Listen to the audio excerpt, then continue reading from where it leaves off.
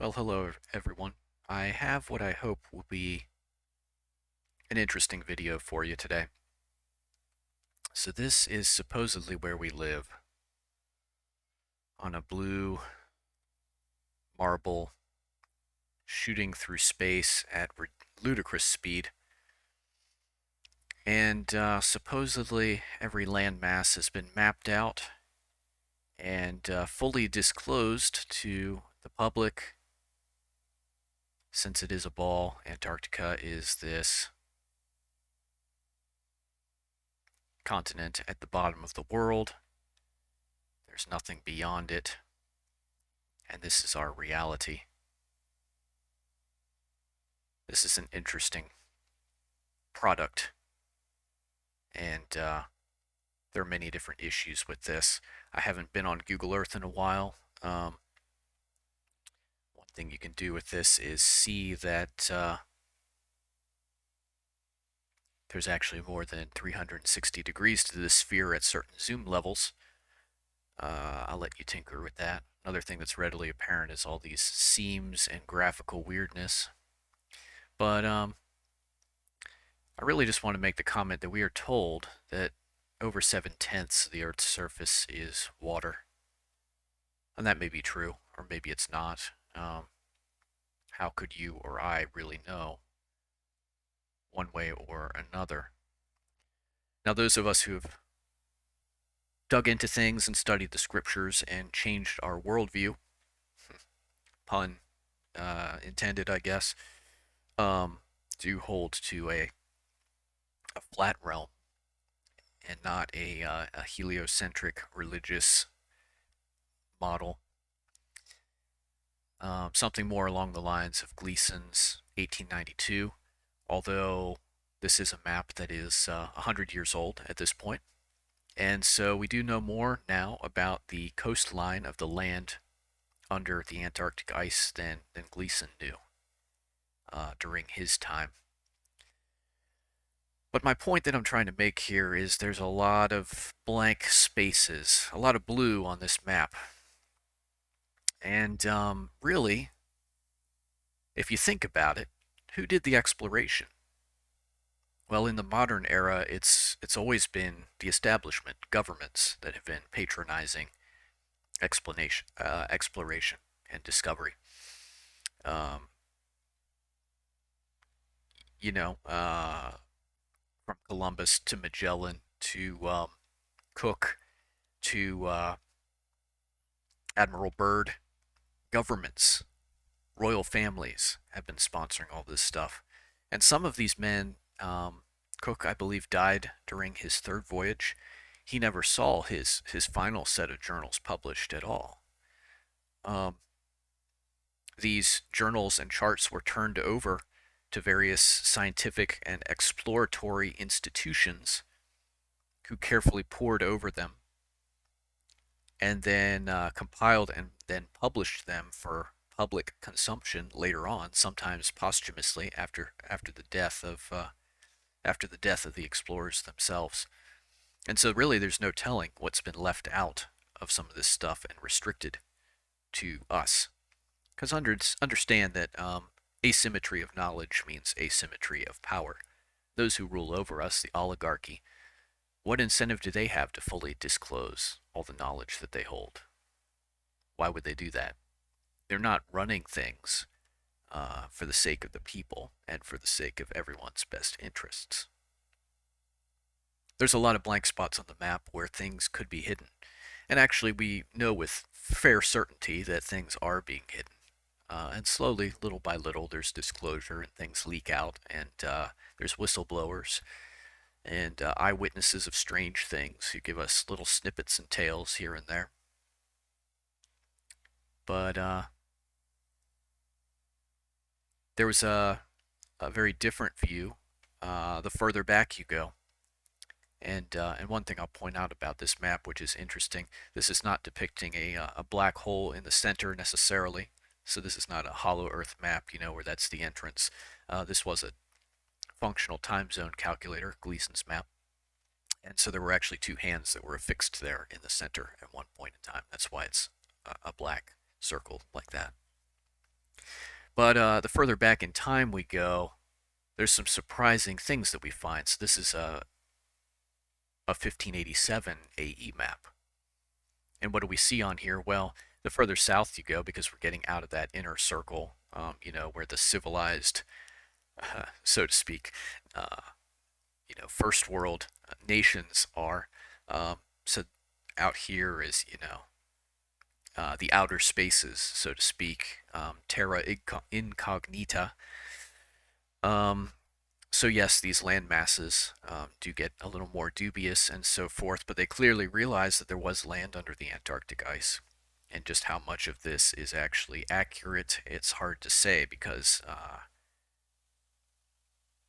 certainly modern science doesn't hold to there being this much stuff out there on the periphery of our Earth realm. But it's really hard to say exactly, because for you and I, how do we verify what's out there and what's not? How do we verify what we're being told about and what we're not being told about? And I can pretty much guarantee you that there are some things we're not being told about. And a good illustration of this is Neverland, a term that is a code word used by the oligarchy, the so-called elites who run our Earth realm, and it's also the land in the works of J.M. Barrie and in his Peter Pan universe. And I'll tell you what it's a code word for, and why. And then we'll look into some other uh, places that may or may not exist, which may or may not be being kept from us.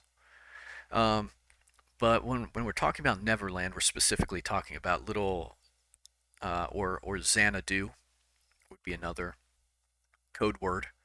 Um, Actually, Xanadu is interestingly enough, it's a card from the Illuminati card game, and actually, I'm gonna try to make a little note for myself to use that as the thumbnail for this video because it I forgot to grab that in advance. I'll have to dig through my materials and Xanadu. But these are little code words for these places that are off the maps that normal people don't get to go to. It's above your pay grade.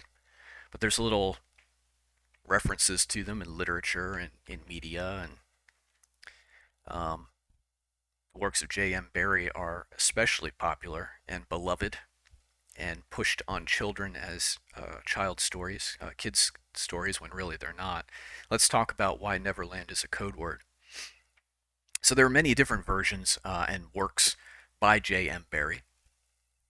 And it's really, to be honest, right there in the name, Peter Pan, Pan, from which we get the word panic, Pan, a little demon god, basically, of mischief and debauchery. And Peter Pan, he's outright called a little demon boy in some of J.M. Barrie's earlier works.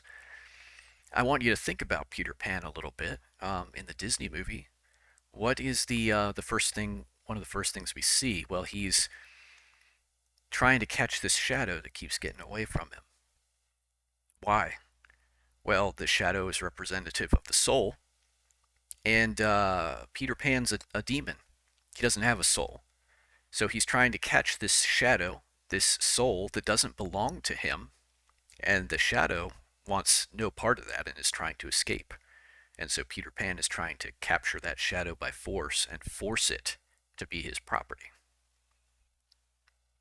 Pretty dark if you think about it. It gets darker yet, where Neverland is a place where kids don't grow up. The Lost Boys don't grow up. Why don't they grow up? Well, they're locked in this perpetual war with Captain Hook and his pirates, and it's a violent realm where the Lost Boys die in this conflict, and they die from something else too. When they get old enough, Peter Pan kills them. Yeah, that's in the works. When Peter Pan is tired of them and doesn't want to play games with them anymore, He kills them. Neverland is a place where these children go to be abused and die. And where did the pirates come from? Well, these are lost boys who managed to escape Peter Pan and formed a resistance against him. Yeah, that's right. Captain Hook and the pirates, they're the good guys in these stories. And Peter Pan's just determined to hunt them down and wipe them out. Um, Understand that Neverland is all about, and this is a system that goes back literally thousands of years. During the time of Christ, one of the emperors was Tiberius. He was a voracious pedophile. He had a villa, I believe it was on a cliff overlooking the Aegean. Don't quote me on that. I'm not 100% sure on the location. But he would have young boys and girls brought to him where he would do whatever he wanted with them. And then when he was tired of them, he would have them thrown over the cliff to be dashed in pieces on the rocks below. And in the modern era, archaeologists have found the remains of these children, murdered children. So that's an early example, going back 2,000 years, of a Neverland, or a Xanadu, if you want to call it that. Uh, there's the Kipling poem, I believe, about Kubla Khan building a stately pleasure dome. What do you think that's all about? Again, a restricted access, forbidden city, so to speak, or a place where commoners aren't allowed to go, but the rulers get to go and play with human playthings. And many young people who are taken to these Neverlands die there and never come back. They don't get old. They never grow up because they're not given a chance to grow up. They're murdered while they're still children. And understand that Epstein's Island is just one of these Neverlands. I am sure there are all manner of places like this all around our Earth realm. Um, I'm sure you can think of some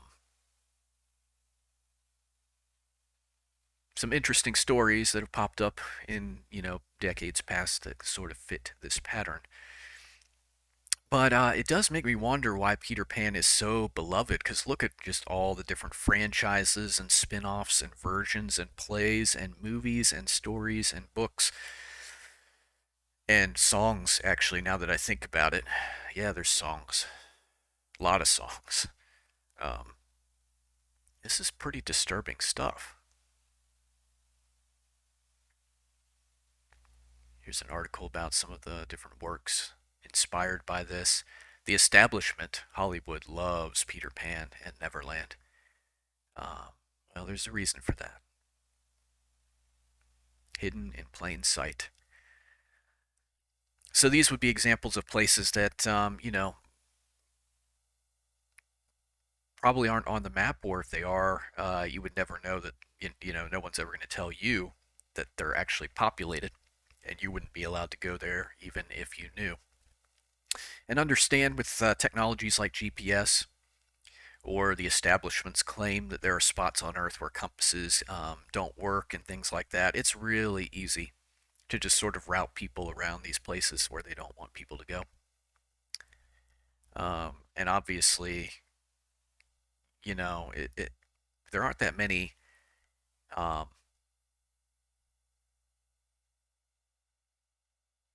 well, anyway, I think you get where I'm going there. There are some other places on this Earth realm that are mighty interesting. Let's just put it that way. Antarctica is one that I'm extremely fascinated with. We're told it's a continent at the bottom of a globe Earth. We biblical cosmologists, Bible believers, flat earthers, we hold that it's the ring, or the boundaries that God created to hold in the seas, and there is actually land underneath it in places. We know there's land down here in tourist Antarctica. That's where most of the cruises and stuff go. There's probably, I think there's land down here south of New Zealand. This is more the American sphere of influence here. America's location on the Earth realm is pretty fascinating. So in the quadrant or quarter of the Earth realm in which we reside, there's not a lot of land, and most of the land that does exist is the U.S. or Canada. Alaska's in there. There's a lot of water, and that may be why, if you look at this, you'll notice that the Antarctic ice wall is thinner in this region. And then this region here is the so-called summer gate, where supposedly things thaw out periodically enough that you can access lands up in here. And then there are expeditionary forces stationed, I believe, in New Zealand that are, let's just call them crown-controlled forces, or Western military forces. So we're talking the U.S., Canada, the U.K. Probably Australians and New Zealanders are cooperating with that as well. But it's a combined force that keeps people out of areas where they're not supposed to go. But I believe that all this water here, now there may be land masses in here, or islands, or archipelagos that we're simply not being told about. I certainly wouldn't dismiss that possibility. But then just having all this water circulating as well is most likely, causing the ice wall to recede here faster than elsewhere. Now, understand that climate change is very real, and I do believe that the Earth realm is warming periodically. Now, let's be clear about something. I do not believe that climate change is man-caused. I don't think so. I don't think humanity is causing it. I think that in the ancient past, and there's archaeological evidence for this, that things were more tropical. And the flood of Noah dumped an unimaginable volume of water into the earth realm. It's said that if all the land were leveled out, there'd be enough water to cover it to a depth of a mile and a half. That's a lot of water. And when you dump water into a system, I mean, think about it. Let's say you're boiling water on your stovetop. I've been doing a little bit of cooking lately. Boiling water on your stovetop. And what happens if the pot starts to bubble over? Well, you can add cold water or you can turn down the heat, one or the other. Adding the cold water, turning down the heat. Um, but adding cold water to a system drops the temperature very quickly. And I think that's what caused the so-called ice ages, or periods of rapid glaciation. The Great Flood of Noah inundated this earth realm. The windows of heaven were opened, the fountains of the deep broke up, and water flooded everything, covered the highest mountain. It completely reshaped the earth. Um, it cooled everything off. It caused these seasons of rapid glaciation where you had little mini ice ages where the glaciers would expand and then recede, expand and recede, and that erosion from those shaped the world, especially the inner circle of the world. And so now we are, yes, I believe, in a pattern of global warming. It's just the Earth returning to its natural balance. We're heading back to a more tropical climate. Now, those who run this Earth realm and who actually have some occulted knowledge about what this Earth realm is, they know that we live in an enclosure, okay? And so they're seeing global warming and they're panicking. Why are they panicking? Well, they're panicking because they don't really trust God and his promises in the scriptures, which is that he's never going to flood the whole earth again with water. And so I truly believe that they are in fear that if all the ice melts off, it's going to flood the world again. Um, Now, is that going to happen? I don't think so. Well, let me just put it this way. No, it's not going to happen. Why? Because God has promised that the next time the earth is destroyed, it's going to be by fire. God promised that he's not going to destroy the earth again with water, and the rainbow was part of that. I don't know exactly what's going on with that, but Bible says it's a specific promise of God that he would not destroy the earth with water again. And my thought is that the atmospheric conditions changed after the flood to make rainbows possible. Um, and I believe the biblical record on that. Now, these people who hate God, they don't take his word for anything. And so they're looking at things. They know we're in this enclosure where there's a lot of water ice. It's heating up, and the water ice is melting and receding, and they're scared that it could all flood again. Not going to happen for a number of reasons. One reason being that the ice is actually pushing down on the land that's underneath it. And as that ice melts, that land is going to be able to sort of spring back up.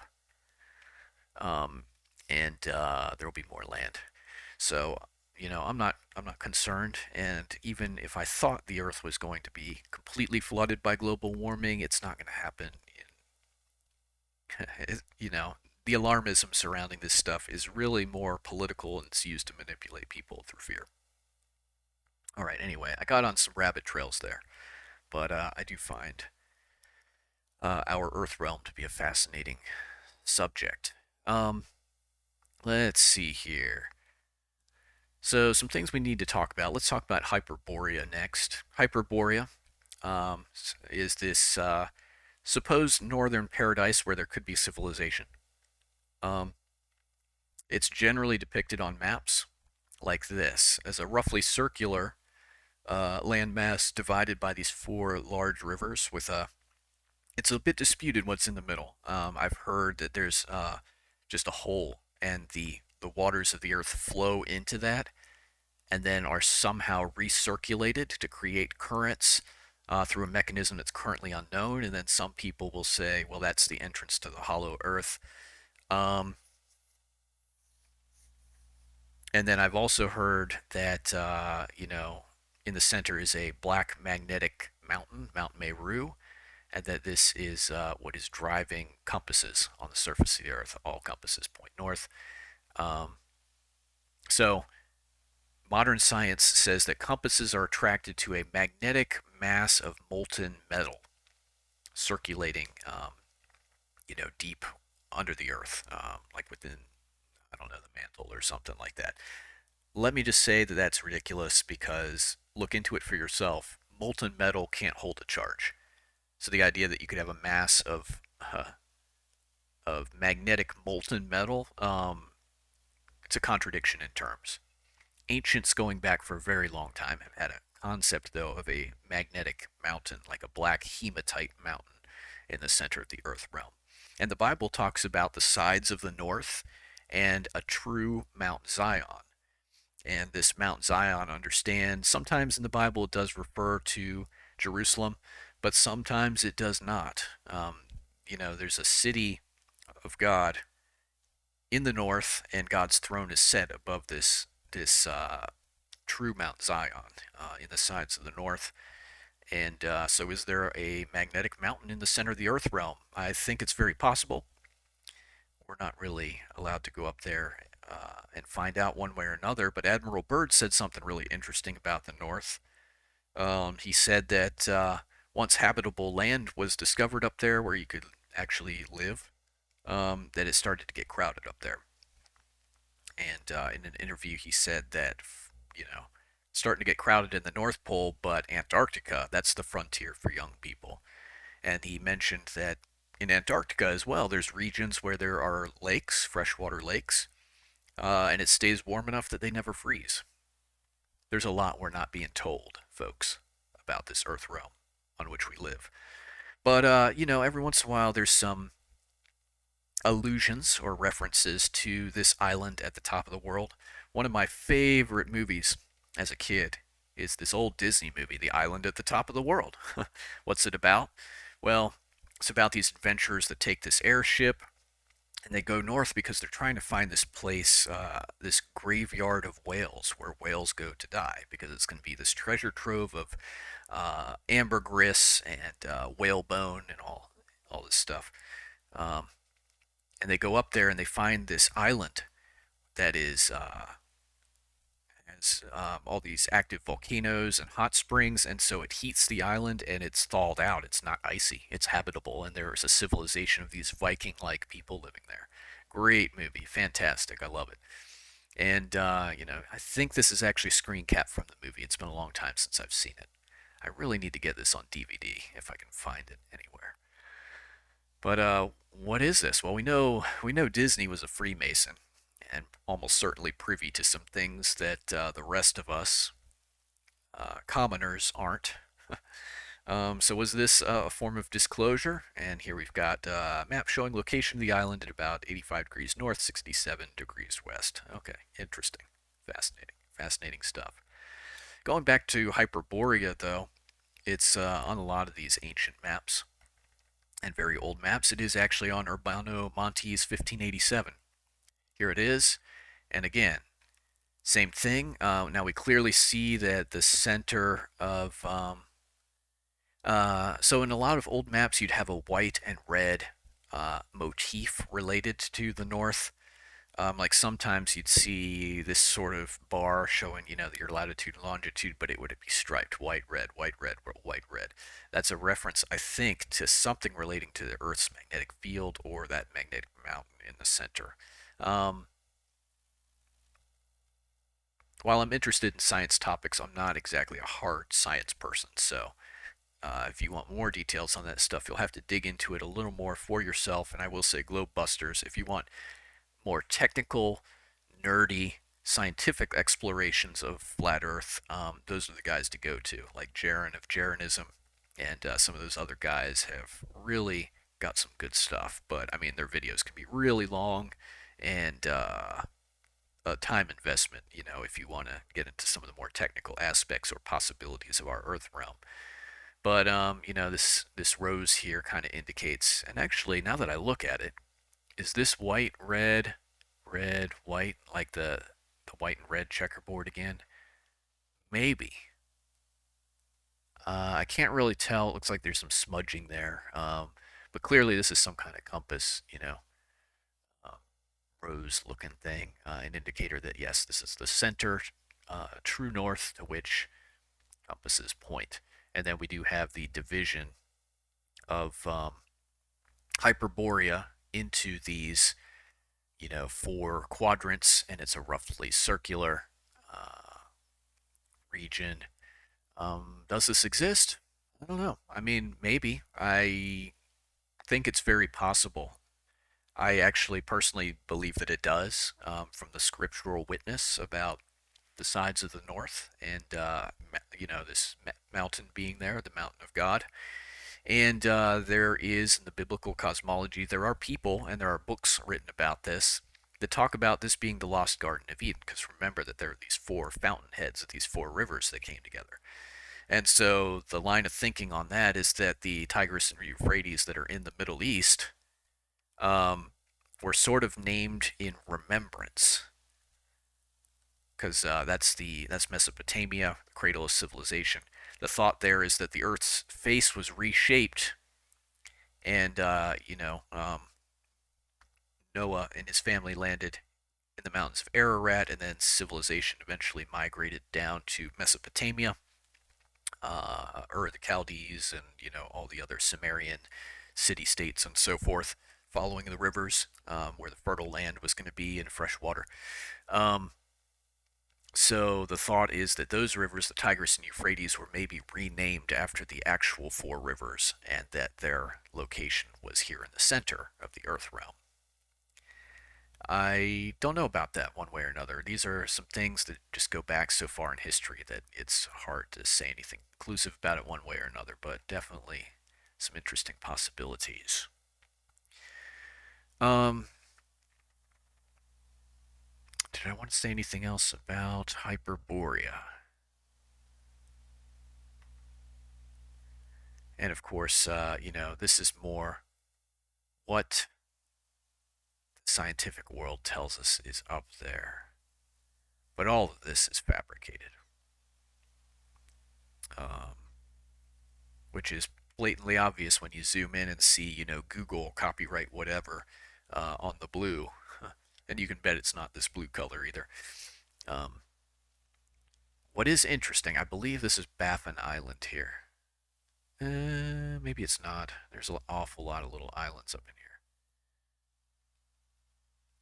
Strike that. My geography's not good enough, and I'm looking at a Mercator projection, so I'm a little bit lost. But anyway, you got Greenland, Iceland over here. Iceland and Greenland, if you flip the names, they make sense. From what I understand, Iceland is very green, Greenland is very icy. But this is really interesting. Look at this, and you have what does appear to be some kind of river system there. You understand that if all this were on a AE map, it would be kind of curved upwards this way. Are they showing us just one little flange of Hyperborea here, and something else is going on up there? I don't know, but they do tell us that it's just ocean with ice with an ice cap, basically. And yeah, anyway, interesting stuff. So some other places that might exist. Um, some of these lost continents potentially. It's been speculated about Lemuria for a while. So Lemuria, let's see, where would that one be? That one's here in the Indian Ocean somewhere, potentially. And there are some interesting little breadcrumbs and things like that. Um, this being one of them, the coat of arms of the British Indian Ocean Territory. So there's actually um, a coat of arms for the British Indian Ocean Territory. I know there's, some islands and stuff there, but it's kind of just a strange thing. But really, what's even stranger about it is the motto. I don't remember if I've ever mentioned this in other videos, but the motto is this in the Latin, and it means Lemuria is in our charge or trust. And this Latinized name refers to the non existent continent of Lemuria, once thought to occupy the Indian Ocean. Well, that's kind of weird, especially since the coat of arms was granted in 1990. So, why would they put a reference to a non existent continent on a modern coat of arms representing that territory? Who knows? Um, inside joke, maybe. Yeah, certainly possible. Or, a little bit of disclosure in plain sight, possible as well. Uh, Reality is much stranger and more mysterious than we give it credit for sometimes. And, well, let's just say if I ever encounter a UFO craft, I'm going to be real tempted to hijack that thing and see for myself what's really out there. All right, well, take care, everyone. I hope this has been interesting. Have